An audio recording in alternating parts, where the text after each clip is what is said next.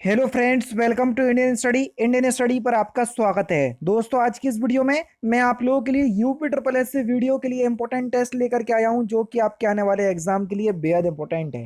Video को and तक जरूर देखिएगा, क्योंकि लास्ट में मैं आपसे क्वेश्चन भी पूछूंगा और उसका आंसर आपको कमेंट बॉक्स में बताना होगा। साथ ही साथ इस वीडियो की पीडीएफ डिस्क्रिप्शन में टेलीग्राम चैनल का लिंक दिया हुआ है, वहां से आप प्राप्त कर सकते हैं। पहला क्वेश्चन, जिसका निवारण ना हो सके वाक्यांशों के लिए एक शब्द क्या होगा, उसको हम क्या बोलेंगे? तो जिसका निवारण ना हो सके उसको हम क्या बोलेंगे? जिसका निवारण ना हो सके उसको बोलेंगे हम वाक्यांशों के लिए एक शब्द में अनिवार्य। क्या बोलेंगे सर? अनिवार्य। चौथा ऑप्शन बिल्कुल करेक्ट हो जाएगा। जूतियों में दाल बांटना है, इस मुहावरे का सही अर्थ क्या हो जाएगा सर? जल्दी से बताइए। जूतियों में दाल बांटना है, इस मुहावरे का सही अर्थ क्या होगा? तो सही आंसर आपका क्या हो जाएगा सर? लड़ाई झगड़ा हो जाना। चौथा ही ऑप्शन यहाँ पर आपका बिल्कुल क्या हो जाएगा सर? करेक्ट हो जाएगा। ठीक है। नेक्स्ट क्वेश्चन की तरफ बढ़ते हैं कि अगरबत्ती की सुगंध से थकावट दूर हो गई, इस वाक्य में आपको बताना है कि कौन सा काल है। बढ़िया क्वेश्चन से आसानी से बता सकते हैं। तो कौन सा काल होगा सर? जल्दी से बताइए। तो यहाँ पर जो आपका सही आंसर हो जाएगा वह हो जाएगा सामान्य भूतकाल। तीसरा ऑप्शन करेक्ट। और ध्यान रखना कि 100 लाइक का टारगेट देता हूँ हर बार। आप लोग कंप्लीट नहीं कर रहे, लेकिन इस बार मैं आपसे बोल रहा हूँ कि कम से कम आप इसको कंप्लीट जरूर कीजिए, तो काफ़ी अच्छा रहेगा, है ना? तो मेरी आपसे विनती है कि आप टारगेट को कंप्लीट जरूर कीजिए। अपनी बुराई नहीं दिखती अर्थ को व्यक्त करने वाली लोकोक्ति कौन सी है सर? जल्दी से बताइए। तो सही आंसर क्या हो जाएगा? जल्दी से बताइए। अपनी बुराई नहीं दिखती, इस अर्थ को व्यक्त करने वाली लोकोक्ति कौन सी होगी? सही आंसर हो जाएगा आपका चिराग तले अंधेरा। ये एक लोकोक्ति है, इसका अर्थ ये होगा। ठीक है। नेक्स्ट क्वेश्चन, प्रति प्लस आघात का संधि रूप क्या होगा सर? जल्दी से बताइए। प्रति प्लस आघात का संधि रूप। बढ़िया क्वेश्चन से आसानी से बता सकते हैं। तो सही आंसर हो जाएगा आपका प्रत्याघात, और यहाँ पर जो आपकी संधि होगी वो होगी आपकी यण संधि। क्योंकि यण संधि का नियम लग रहा है, प्रतिबिंब देखो छोटी ई है, आघात में बड़ा आ है। जब छोटी ई का मेल बड़े आ से होता है तो या बनता है, बड़े आ का डंडा लग जाएगा, ता आदि अक्षर में परिवर्तित हो जाएगा, तो देखो हो रहा प्रत्याघात में। तो इसलिए यहाँ यण संधि है। ठीक है। निम्नलिखित में से कौन सा कथन जो है वो गलत है? वो जो कह रहा है दो वर्णों के मेल से होने वाले विकार को संधि कहते हैं, बिल्कुल सही है। दो स्वरों के मेल से उत्पन्न विकार को स्वर संधि कहते हैं, बिल्कुल सही है। व्यंजन से स्वर अथवा व्यंजन के मेल में उत्पन्न विकार को व्यंजन संधि कहते हैं, बिल्कुल ठीक है। या व्यंजन का मेल स्वर से हो या व्यंजन का मेल व्यंजन से हो तो उसको स्वर संधि बोलेंगे, वो बिल्कुल करेक्ट है। ठीक है। उसके बाद है आपका कि विसर्ग के साथ विसर्ग के मेल से उत्पन्न विकार को विसर्ग संधि कहते हैं, ये गलत है। चौथा ऑप्शन यहाँ पर आपका बिल्कुल करेक्ट हो जाएगा। निम्नलिखित में से कौन सा तत्सम है? बताओ। क्षेत्र एक तत्सम शब्द है, इसका जो तद्भव हो जाएगा वो हो जाएगा आपका खेत। पहला ही ऑप्शन यहाँ पर आपका बिल्कुल करेक्ट हो जाएगा। अपने सहारे पर रहने वाले वाक्यांशों के लिए एक शब्द क्या हो जाएगा सर? जल्दी से बताइए। अपने सहारे पर रहने वाले वाक्यांशों के लिए एक शब्द क्या हो जाएगा? उसको हम क्या बोलेंगे सर? स्वावलंबी। पहला ही ऑप्शन यहाँ पर आपका बिल्कुल करेक्ट हो जाएगा। चौकड़ी भूल जाना, इस मुहावरे का सही अर्थ क्या है सर? जल्दी से बताइए।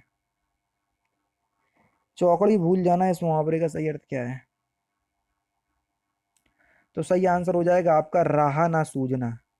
पहला ही ऑप्शन यहाँ पर आपका बिल्कुल करेक्ट हो जाएगा। पुरलिंग शब्द कौन सा है, उसका आपको चयन करना है 34 में, जल्दी से बताओ।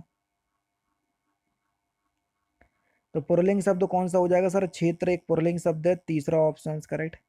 दिए शब्दों में से नित्य एक वचन में प्रयोग होने वाला शब्द कौन सा नहीं है, यानी कि जिसका प्रयोग हम हमें एक वचन के रूप में नहीं करते? देखो, प्राण हो गया, दर्शन हो गया, हस्ताक्षर हो गया, इन सभी शब्दों का प्रयोग हम एक वचन के रूप में नहीं करते, क्योंकि ये हमेशा बहुवचन की तरह प्रयोग होने वाले शब्द हैं। तीसरा ऑप्शन करेक्ट। किसका प्रयोग केवल बहुवचन में होता है? Question number 36। अभी अली बताया प्राण, हस्ताक्षर, दर्शन, तो उसमें एक है प्राण, तो बस दूसरा ऑप्शन करेक्ट हो जाएगा।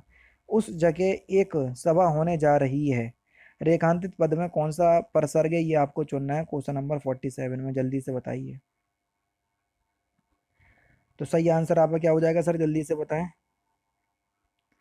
तो आपका सही आंसर हो जाएगा, देखो उस जगह एक सभा होने जा रही है, उस जगह में या उस जगह पर, तो बस यहाँ पर अधिकरण कारक होगा में और पर। इसमें में और पर विभक्ति चिन्ह होता है, लेकिन इसमें छुपा हुआ है विभक्ति चिन्ह, तो दूसरा ऑप्शन करेक्ट।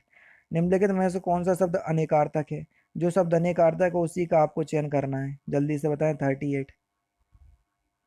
बढ़िया क्वेश्चन से आसानी से बता सकते हो। अंबर, अंबर शब्द जो है वो एक अनेकार्थी शब्द है, तीसरा ही ऑप्शन बिल्कुल करेक्ट हो जाएगा।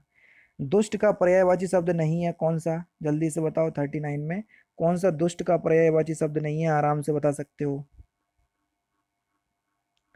खलक, खलक शब्द दुष्ट का पर्यायवाची शब्द नहीं है, दूसरा ऑप्शन करेक्ट। मनमाना में कौन सा समास होगा? मनमाना, मन से माना उसी को तो बोलते मनमाना। तो जहाँ कारक चिन्हों का बोध होता है तो वहां पर कौन सा समास हो जाता है, बता चुका हूं मैं, तो वहां तत्पुरुष समास होता है। तीसरा ही ऑप्शन यहाँ पर आपका बिल्कुल करेक्ट है। निम्नलिखित में से कौन सा शब्द पुत्री का पर्यायवाची शब्द नहीं है, जल्दी से बताओ। कौन सा पुत्री का पर्यायवाची शब्द नहीं है? दौहित्र, ये पुत्री का पर्यायवाची शब्द नहीं है, दूसरा ही ऑप्शन करेक्ट।